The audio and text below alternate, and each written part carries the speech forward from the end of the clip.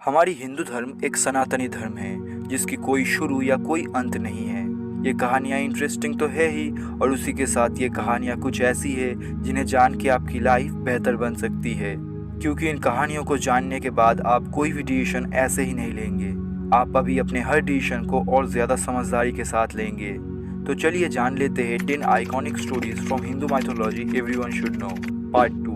हाँ दोस्तों, ये पार्ट 2 है। जिस किसी ने भी पार्ट 1 नहीं देखा वो ज़रूर देख लेना, ऊपर आई बटन पे वो वीडियो शो हो रहा होगा। Ganesh and Kuber story. ये एक दिलचस्प कहानी है धन की देवता कुबेर और भगवान गणेश के बारे में। क्योंकि कुबेर धन संपत्ति के देवता थे, एक टाइम पे कुबेर अपने धन संपत्ति का शो ऑफ करने के लिए अपने घर में एक आयोजन किया। आप इसे बोल सकते हो एक पार्टी रखा। तो कुबेर ने सारी देवी देवताओं को अपने घर में बुलाया, उन्हें आमंत्रण भेजा। कुबेर ने सोचा महादेव और पार्वती जी को भी आमंत्रण करेंगे, लेकिन जब कुबेर उनके पास आमंत्रण लेके पहुंचे तो महादेव और पार्वती जी आने से इनकार कर दिया। लेकिन कुबेर के बहुत रिक्वेस्ट करने के बाद शिव जी ने अपने बेटे गणेश को कुबेर के साथ भेजने के बारे में सोचा, और कुबेर भी इस बात से खुश हो गया। जब गणेश जी कुबेर के घर तक पहुंचे तो वहाँ पे विशाल आयोजन किया गया था। कुबेर के घर में हजारों तरह के भोजन और कभी न खत्म होने वाले मिठाइयाँ प्रस्तुत किया गया था मेहमानों के लिए, और ये सब देखकर गणेश जी भोजन ग्रहण करने के लिए बैठे।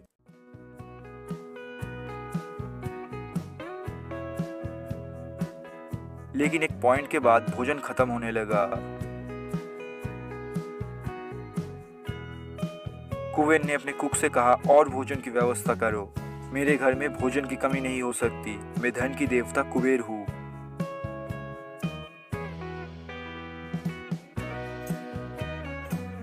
लेकिन कुछ देर बाद सच में भोजन खत्म हो गया कुबेर के घर में।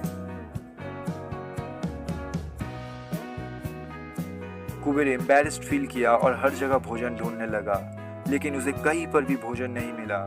उधर भोजन ना मिलने की वजह से गणेश जी अब अपने आसपास के सारे फर्नीचर्स को खाने लगे थे। एक टाइम ऐसा आया जब कुबेर को बहुत डर लगने लगा। कुबेर को लगा भोजन ना मिलने पर गणेश जी शायद अब कुबेर को ही खा जाएंगे।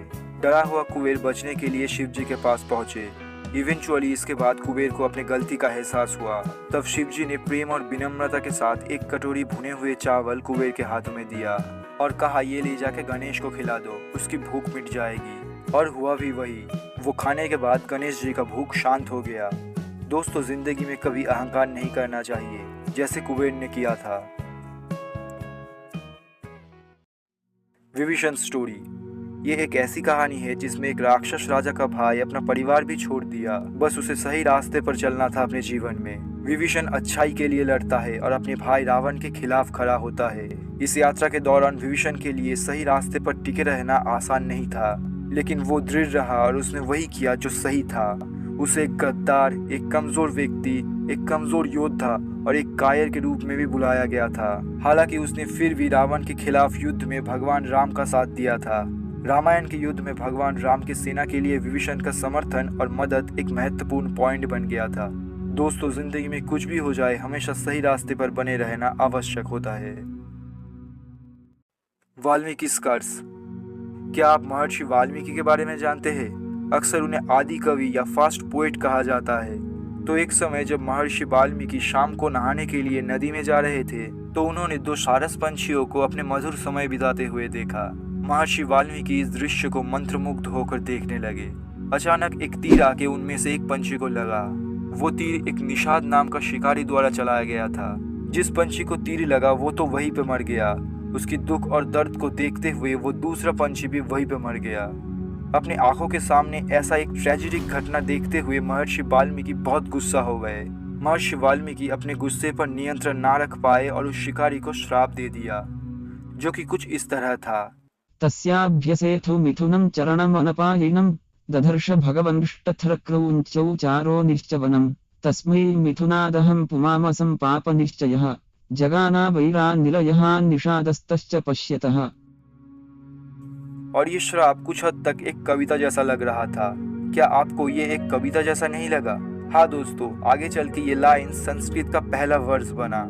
बाद में महर्षि वाल्मीकि जब अपने घर लौटे तो उन्हें रियलाइज हुआ कि उन्होंने ये श्राप देके गलत किया, क्योंकि वो शिकारी तो बस अपना काम कर रहा था, और उन्हें ये भी लगा कि जो उन्होंने श्राप दिया उसका एक काव्यिक अंदाज है, और इसी तरह वो श्राप संस्कृत का पहला वर्ष बना।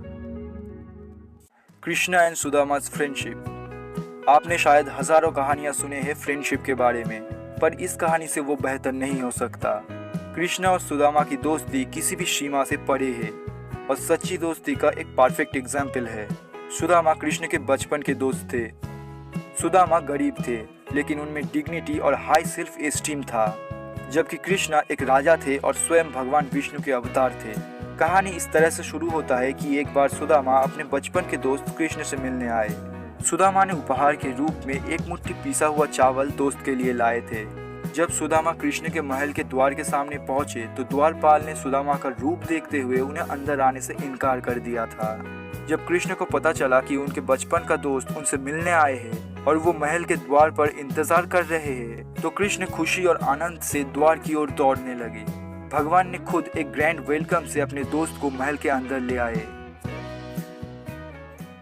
वहाँ की विलासिता और राजसी टाट बाट देखकर सुदामा अपने छोटे से उपहार से शर्मिंदा हो गए।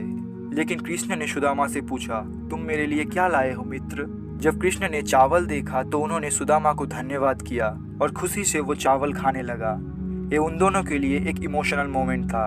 वो दोनों बचपन के बाद अभी मिल रहे हैं। बाद में जब सुदामा अपने घर के लिए निकले तो सुदामा ने देखा कि भगवान ने उनकी सारी परेशानियों और दुखों को दूर कर दिया है। यह कहानी हमें सच्ची दोस्ती का मतलब सिखाती है, जो हर चीज से परे है। Lord Rama's personality and character. Shri Ram भगवान विष्णु के अवतार थे, जो धरती पर आए थे एक इंसान के रूप में। उनकी इंसानी जीवन हमें सिखाती है कि एक परफेक्ट लाइफ कैसे जिया जाता है। श्री राम ने एक व्यक्ति के जीवन जीने और आचरण करने का सही तरीका दिखाया। वो एक अच्छे बेटे, एक अच्छे पति, एक आदर्श भाई, एक महान योद्धा और एक आदर्श राजा थे, जो अपने व्यक्तिगत पसंद और इच्छाओं से भी ऊपर देश के लोगों को प्राथमिकता देते थे। उन्होंने राम राज्य की स्थापना भी किया था, जहां समृद्धि और मानवता अपने चरम पर था। दोस्तों, यही वो कारण है जिसके लिए उन्हें मर्यादा पुरुषोत्तम राम कहा जाता है। दोस्तों, ये सभी कहानियां हमें एक आदर्श जीवन जीने के बारे में सिखाती है। अगर आपको ये वीडियो अच्छा लगा तो वीडियो को एक लाइक करना और अपना कमेंट ज़रूर छोड़ना, और इसके बाद आप इन वीडियोस को देख सकते हो।